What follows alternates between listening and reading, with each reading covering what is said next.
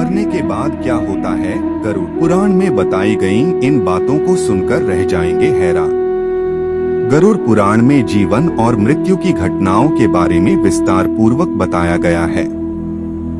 साथ ही इसमें बताया गया है कि कैसे कर्मों को करने वालों की आत्मा मृत्यु के बाद प्रेत योनि में जाती है। वीडियो में आगे बढ़ने से पहले हमारे YouTube चैनल हिंदू ज्ञान संगम को लाइक सब्सक्राइब करें और कमेंट में राधे राधे लिख दें। आपका कल्याण ही कल्याण होगा। गरुड़ पुराण हिंदू धर्म का ऐसा ग्रंथ है जिसमें मृत्यु और मृत्यु के बाद की घटनाओं के बारे में विस्तार पूर्वक बताया गया है।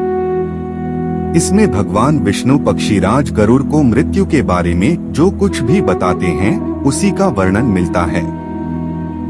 गरुड़ पुराण ऐसा ग्रंथ है जिसमें जन्म, मृत्यु, पुनर्जन्म, कर्म, आत्मा, पाप पुण्य, नीति नियम, धर्म और ज्ञान से संबंधित बातें बताया गया है। साथ ही इसमें मृत्यु पश्चात आत्मा के मनुष्य योनि और प्रेत योनि में जाने के बारे में भी बताया गया है कि आखिर किन कर्मों के बाद आत्मा प्रेत योनि में जाती है। गरुड़ पुराण में उल्लेख मिलता है, मृत्यु के बाद आत्मा जब शरीर का त्याग कर देती है तो इसके बाद भी उसमें भूख, प्यास, क्रोध, द्वेष और वासना आदि का भाव रहता है। गरुड़ पुराण में कुल 84 लाख योनियों के बारे में बताया गया है। इसमें पशु योनि, पक्षी योनि, वृक्ष योनि, कीड़े मकोड़े की योनि और मनुष्य योनि आदि होते हैं। मृत्यु के बाद किसी व्यक्ति की आत्मा किस योनि में जाएगी यह केवल उसके कर्मों पर ही निर्भर होता है।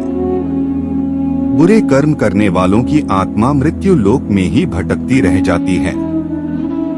वहीं अगर किसी की मृत्यु दुर्घटना, हत्या या आत्महत्या आदि के कारण होती है, यानी आत्मा अपने शरीर को प्राकृतिक तरीके से नहीं त्यागती है, तो इससे आत्मा प्रेत योनि में चली जाती है।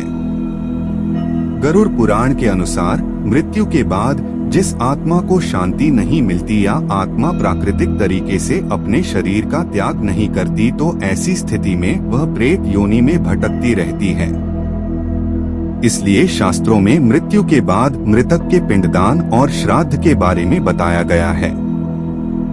नियमानुसार पिंडदान और श्राद्ध करने से पितरों की आत्मा को शांति प्रदान होती है।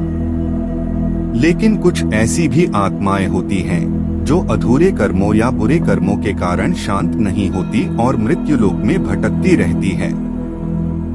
ऐसी प्रेत आत्माएं अन्य लोगों को किसी न किसी रूप में परेशान करती हैं। इसे हम आम बोलचाल में भूत, पिशाच या राक्षस आदि का नाम दे देते हैं। आज के लिए बस इतना ही। मिलते हैं न्यू वीडियो पर। जय हिंद, जय भारत।